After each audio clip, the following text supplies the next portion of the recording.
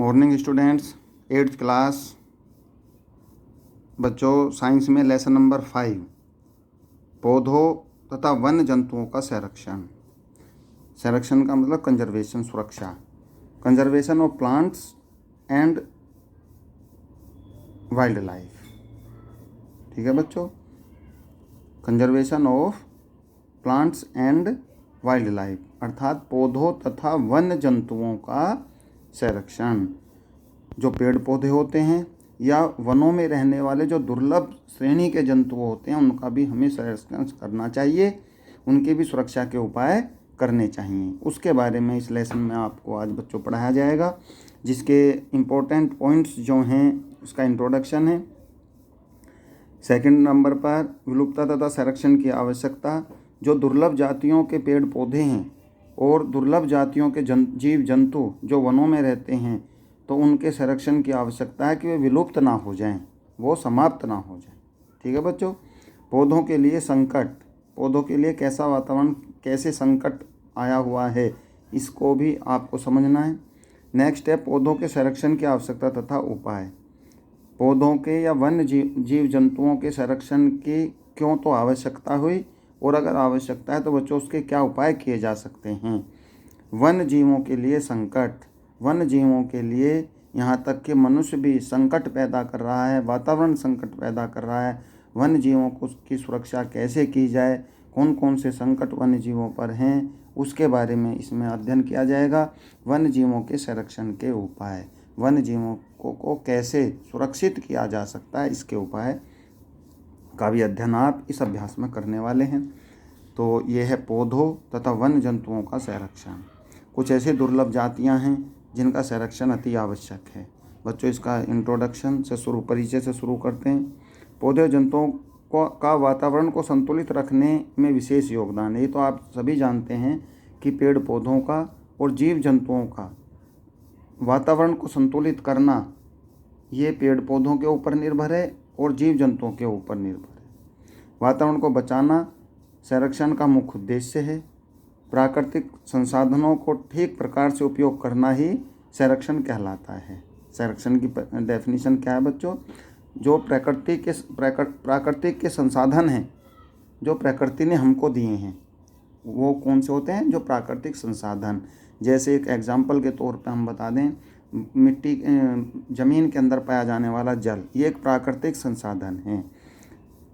या जितनी भी वायुमंडल के अंदर गैसें हैं या हमारा वातावरण, वायुमंडल, ये सब प्राकृतिक संसाधन हैं। सूर्य है, चंद्रमा है, ये सब हमारे प्राकृतिक संसाधन हैं बच्चों।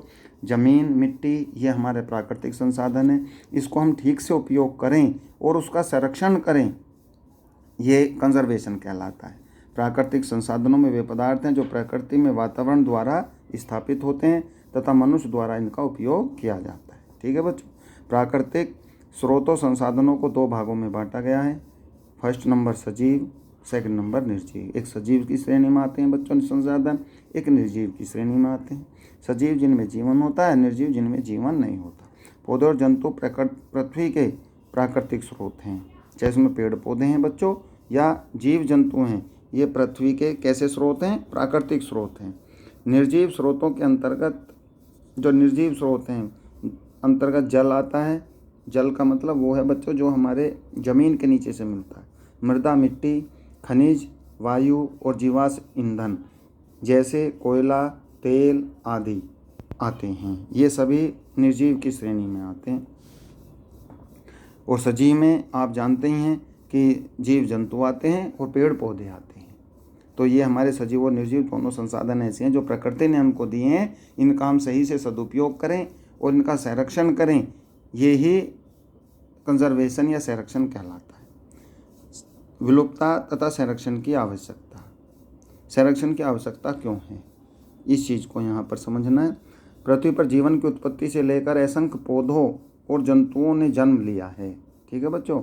उनमें से कुछ प्रजातियां आज भी जीवित हैं तथा कुछ प्रजातियां विलुप्त हो गई। विलुप्त का मतलब समाप्त हो गई हैं। उनके उस तरीके की जाति ही, चाहे वो जीव जंतुओं की या पेड़ पौधों के, पूर्ण रूप से समाप्त हो गई है अथवा विलुप्त होने की कगार पर है। विलुप्तता वह प्रक्रिया है जिसमें किसी भी प्रजाति का अस्तित्व समाप्त हो जाता है, ये विलुप्तता है बच्चों।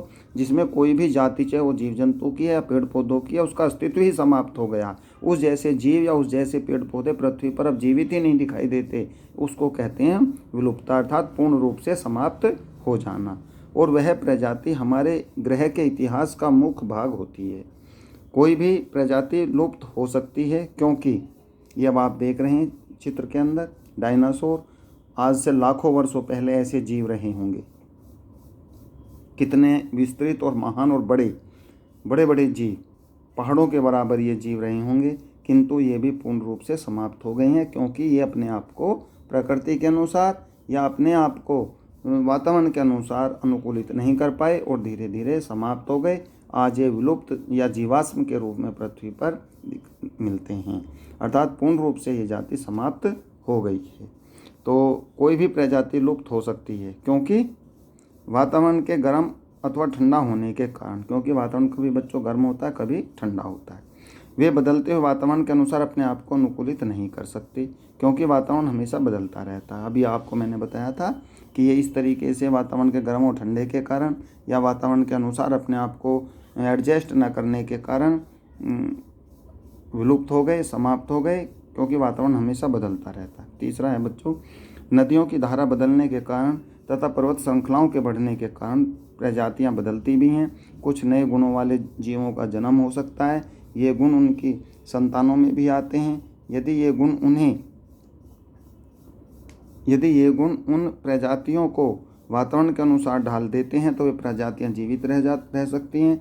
अगर ऐसा नहीं होता तो वे विलुप्त हो जाती हैं। बदलते वातावरण के अनुसार जीवित रहने के लिए प्रजातियां संघर्ष करती रहती हैं।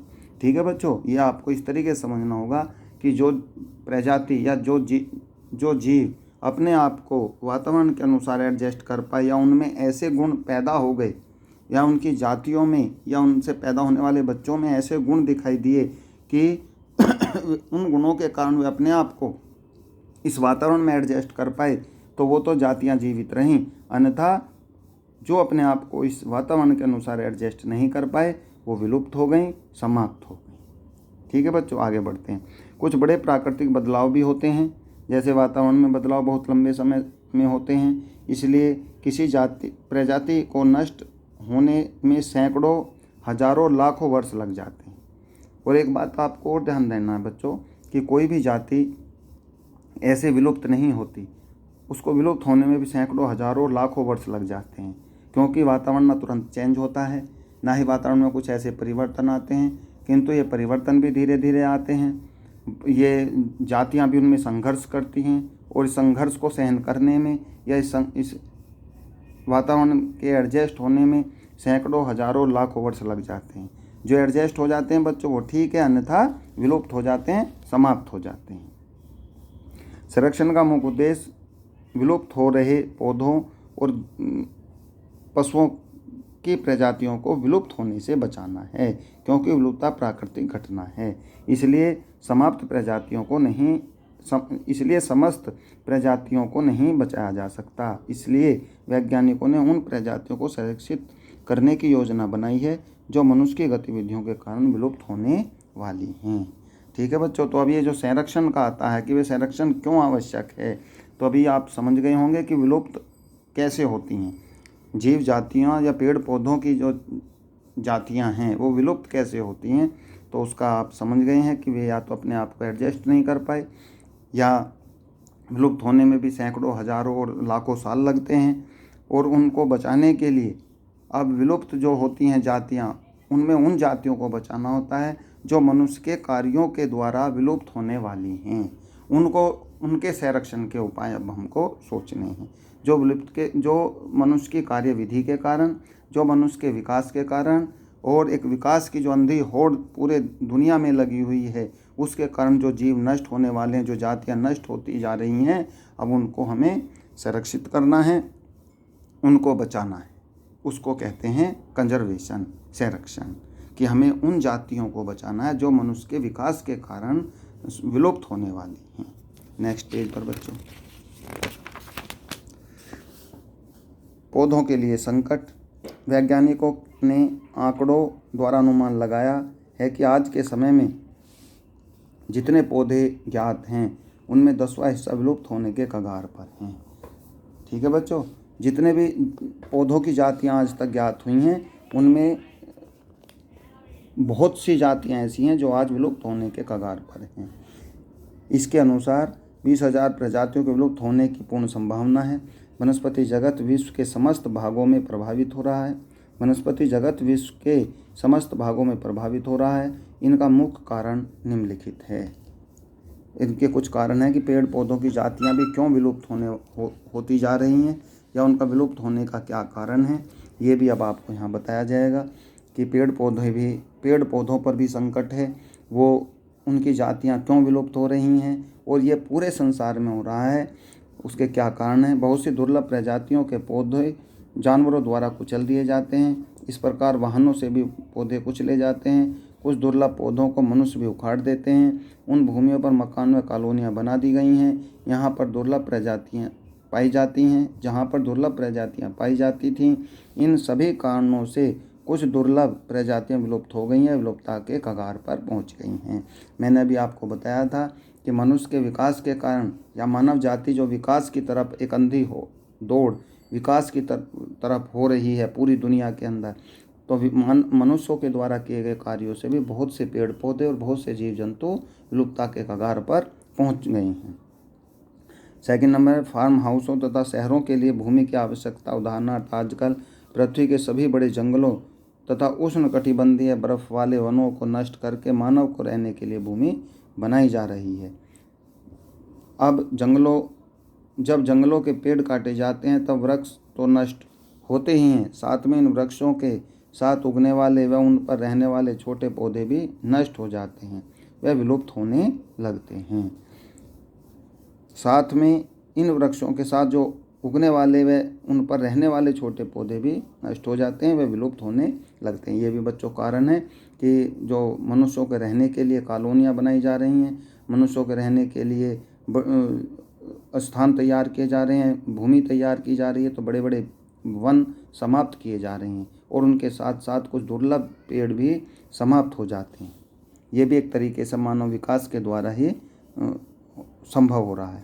अपरदन नेक्स्ट नंबर है। अपरदन तथा पशुओं द्वारा चरने के कारण मध्य पूर्व के हरे भरे जंगल आज मैदानों में बदल गए हैं। नेक्स्ट नंबर है जंतुओं का अभिगमन।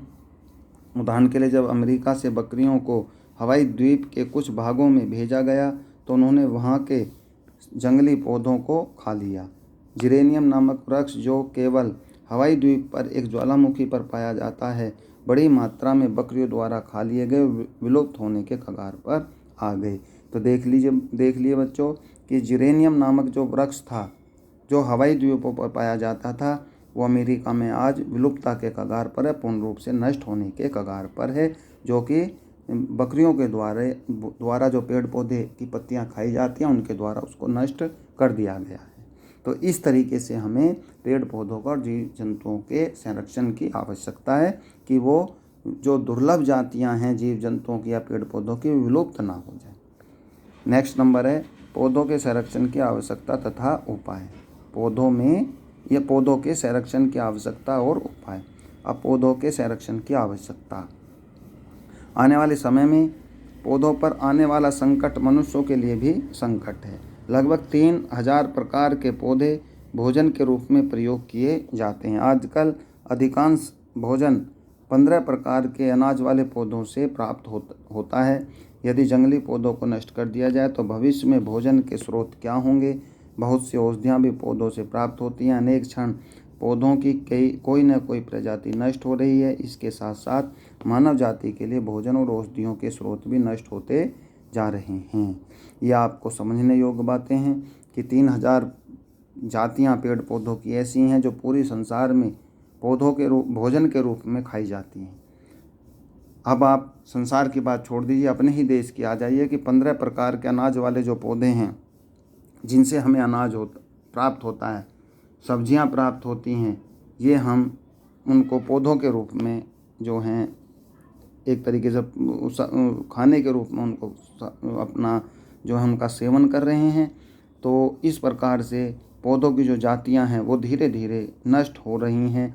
कुछ जातियां ऐसी हैं जिनसे हमें औषधि भी प्राप्त होती है, वो भी धीरे धीरे नष्ट हो रही हैं और वे एक तरीके से नष्ट होने के कगार पर पहुंच रही हैं। इसलिए मानव के भोजन के क्या आगे स्रोत रहेंगे, औषधियाँ कहाँ से मिलेंगी, इसलिए उनके बचाव या उनका संरक्षण करना आवश्यक हो गया है, जिससे मनुष्यों के भोजन और औषधियों के स्रोत नष्ट न हो जाएं।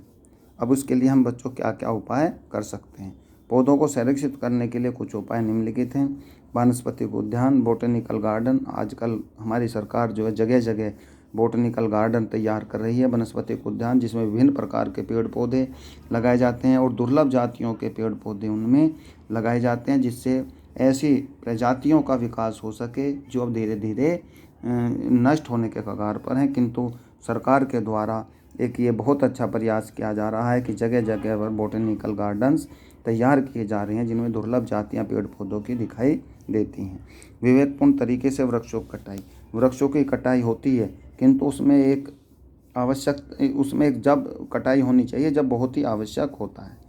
कई आवश्यकताओं की पूर्ति करने के लिए वृक्षों की कटाई की तो आवश्यकता है, लेकिन वृक्ष काटते समय हमें उन बातों पर ध्यान रखना चाहिए। जैसे कौन कौन सी बातों पर ध्यान रखना चाहिए? किसी भी जंगल में उपस्थित वृक्षों में से एक समय में थोड़े ही वृक्ष काटने चाहिए। जितने वृक्ष आदमी के द्वारा या मनुष्य के द्वारा, सरकार के द्वारा काटे जा रहे हैं, उतने ही नए वृक्षों का पौधारोपण होना चाहिए। और आप देख भी रहे हैं कि अब हमारी सरकार खाली जगह हों, स्कूल हों या कोई भी ऐसी सरकारी जगह हों, सभी जगह वृक्षारोपण बड़े स्तर पर कर रही है। और वृक्षारोपण का कारण ये है कि अगर हम विकास के कारण वृक्षों को काट रहे हैं, तो हम नए वृक्ष भी लगातार पृथ्वी पर लगा रहे हैं, जिससे वातावरण में संतुलन बना रहे। वनों में पुराने वृक्ष अपने आप गिरते रहते हैं, इससे उनके द्वारा बीजों का प्रकीर्णन हो जाता है तथा नए वृक्ष जन्म लेते हैं। ठीक है बच्चों। नेक्स्ट नंबर है, वनकर्मी एक निश्चित समय में जंगल का छोटा भाग ही साफ करते हैं। इस पर टुकड़े में छोटे पौधों को उगा देते हैं। 3 से 4 वर्ष में ये पौधे बड़े हो जाते हैं और इसके बाद वन के दूसरे हिस्से को साफ कर दिया जाता है। ये भी एक उपाय हो सकता है कि हम उतने ही पेड़ों की कटाई करें, उतने ही हम नए वृक्षारोपण करें, जिससे 3-4 साल के लगभग वो भी बड़े बड़े वृक्षों का रूप धारण कर लेते हैं। अब जंगलों में वृक्षों को काटकर भूमि को साफ किया जाता है, तो कुछ वृक्षों को छोड़ दिया जाता है जो छोटे पौधों को छाया प्रदान करते हैं। ठीक है। इस तरीके से हम पेड़ जो काटें, पेड़ की जो कटाई हो विवेकपूर्ण तरीके से हो। हम जितने पेड़ काटें उतने नए लगाते रहें। वन संरक्षण, कंजर्वेशन ऑफ फॉरेस्ट, वनों की देखभाल करना तथा वनों में पौधे लगाना वन संरक्षण कहलाता है। भाई वन की देखभाल करना या पौधे लगाना क्या होता है बच्चों? वन संरक्षण। इसके कुछ मुख्य कारण निम्नलिखित हैं। नंबर 1 है बच्चों, वे जंगलों में बाड़ लगाते हैं, जिसमें कुछ जानवर जैसे खरगोश और हिरन जंगल में न घुसे और पौधों को नुकसान न हो। इस तरीके से भी हम नए पेड़ पौधे लगा सकते हैं। नेक्स्ट नंबर, वन पूरे जंगल की गतिविधियों पर ध्यान रखते हैं और वन लगने आदि आपदाओं से लड़ते हैं तथा आग लगने आदि आपदाओं से लड़ते हैं। वन जो हैं जंगल में होने वाली प्रत्येक गतिविधि पर भी ध्यान रखते हैं और आग लगने इत्यादि की आपदाओं से भी वो सामना करते हैं, लड़ते हैं।